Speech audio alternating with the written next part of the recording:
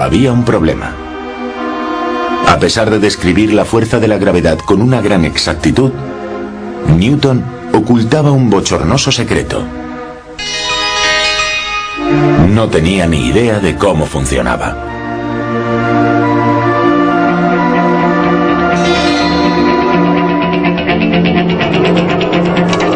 Durante casi 250 años, los científicos miraban hacia otro lado a la hora de enfrentarse a este misterio. A principios de siglo, un anónimo empleado de una oficina de patentes suiza lo cambió todo.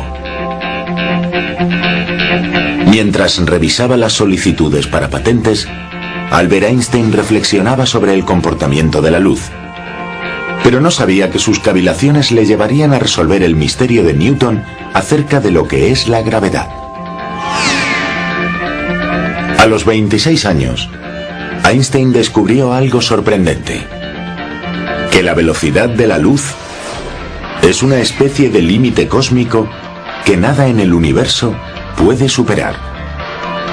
Pero nada más publicar este concepto, Einstein se daba cuenta de que se estaba enfrentando al padre de la gravedad. El problema era que la idea de que nada puede ir más rápido que la luz contradecía la teoría de la gravedad de Newton. Para comprender este conflicto, debemos realizar algunos experimentos. Para empezar, concibamos una catástrofe cósmica. Imagínense que de repente y sin previo aviso, el Sol se vaporizara y desapareciera por completo. Reconstruyamos esta catástrofe y veamos el efecto que produciría en los planetas según Newton. La teoría predice que si se destruyera el Sol, los planetas saldrían inmediatamente de sus órbitas y se perderían en el espacio.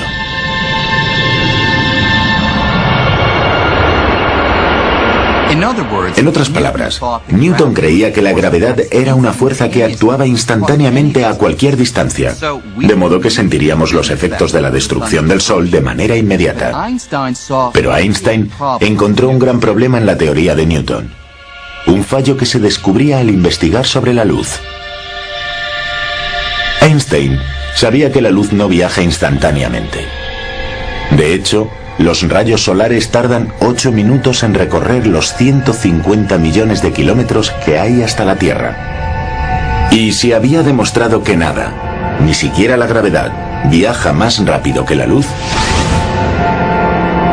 ¿cómo podría salirse de órbita la Tierra antes de que la oscuridad causada por la desaparición del Sol llegara a nuestros ojos?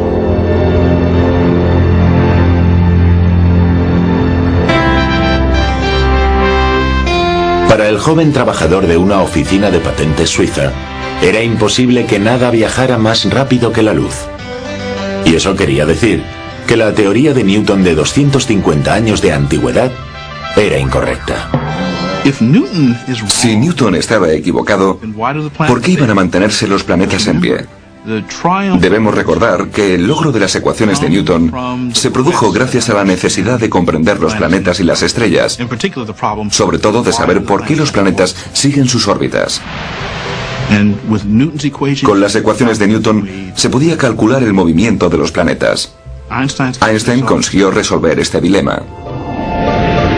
Cuando rondaba la treintena, Einstein dio con un nuevo concepto del universo en el que la gravedad no excedería el límite de velocidad cósmica.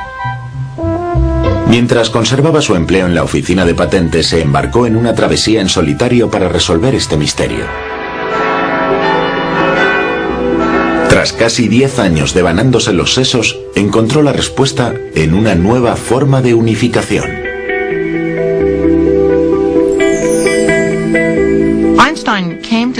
Einstein dio con la teoría de las 3 dimensiones espaciales y la dimensión única temporal unidas en un solo tejido espaciotemporal.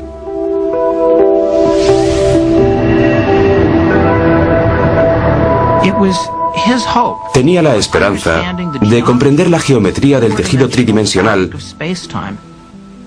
para poder describir el movimiento de los objetos sobre superficies en este tejido espaciotemporal. Igual que la superficie de una cama elástica, se comba o se estira debido a objetos pesados como los planetas y las estrellas. Y es esta curvatura del espacio-tiempo la que crea lo que llamamos gravedad. La Tierra no se mantiene en órbita porque el Sol ejerza su atracción de manera instantánea, como teorizó Newton, sino porque sigue las curvaturas del tejido espacial causado por la presencia solar. Volvamos a la catástrofe cósmica teniendo en cuenta este nuevo concepto de gravedad. Veamos lo que ocurre ahora si desaparece el Sol. La perturbación gravitacional provoca una ola que viaja por el tejido espacial del mismo modo que lanzar una piedra a un lago genera una ondulación en la superficie del agua. De modo que no percibiríamos un cambio en nuestra órbita alrededor del Sol hasta que esa ola no alcanzara nuestro planeta. Es más, Einstein calculó que estas ondas gravitacionales viajan exactamente a la velocidad de la luz. Con esta nueva teoría, resolvió el conflicto con Newton sobre la rapidez a la que se desplaza la gravedad.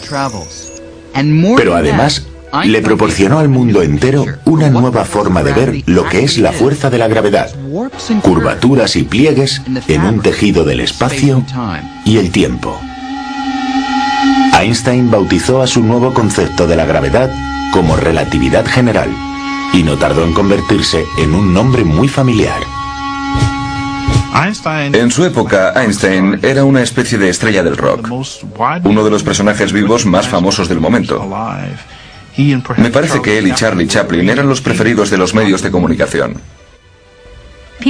La gente seguía su trabajo y había cierta ansiedad, porque con la relatividad general había logrado algo tan maravilloso como volver a formular las leyes gravitacionales. Y como se creía que podría hacer algo parecido de nuevo, todo el mundo estaba pendiente. A pesar de sus logros, Einstein no estaba satisfecho. Pasó inmediatamente a centrarse en una meta mucho más importante: unificar su nuevo concepto de la gravedad con la única otra fuerza conocida en aquella época, el electromagnetismo. Se trataba de una fuerza que a su vez había sido unificada tan solo unas décadas atrás. A mediados del siglo XIX, la electricidad y el magnetismo atraían la atención de los científicos. Estas dos fuerzas parecían relacionadas de una manera un tanto curiosa, algo que los inventores, como Samuel Morse, aprovecharon para sus modernas creaciones como el telégrafo. Una señal eléctrica que se enviaba a través de un cable hasta un imán situado a miles de kilómetros de distancia producía los conocidos puntos y rayas del código Morse, que permitía que los mensajes se transmitieran al otro lado del continente en una fracción de segundo. El telégrafo fue todo un éxito, pero la ciencia fundamental que le hacía funcionar seguía siendo un misterio. Pero para un científico escocés llamado James Clerk Maxwell, la relación entre electricidad y magnetismo era tan evidente en la naturaleza que la unificación era necesaria. Si han estado alguna vez en la cima de una montaña durante una tormenta eléctrica, se habrán hecho una idea de la relación que hay entre la electricidad y el magnetismo. Cuando se produce una corriente de partículas con carga eléctrica como un rayo, se crea un campo magnético. Este efecto se puede comprobar con una brújula.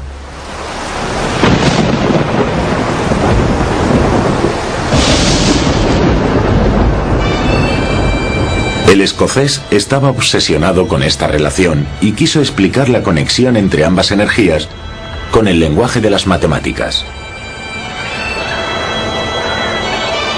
Arrojando un halo de luz al problema, Maxwell formuló 4 ecuaciones elegantes.